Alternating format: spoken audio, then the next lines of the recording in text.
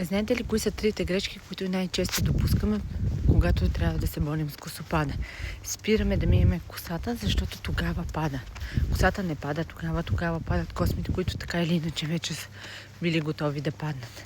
Но когато спрем да я миеме на достатъчно често косата, задръстваме скалпа с нечистоти, с остатъчни продукти, спираме да го подхранваме, натрупванията отежняват ситуацията и в времето това се отразява още по-зле на косата и на скалпа.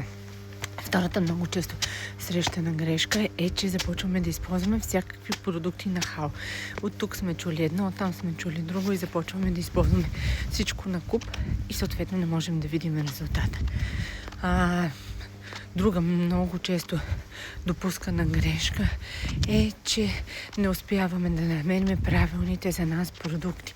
Ако имате нужда, консултирайте се с специалист, но не слагайте нещо, което е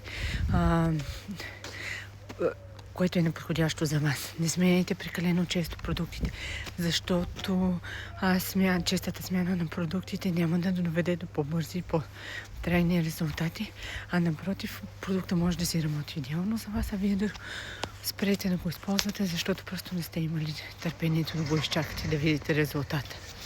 Хубав ден от мен!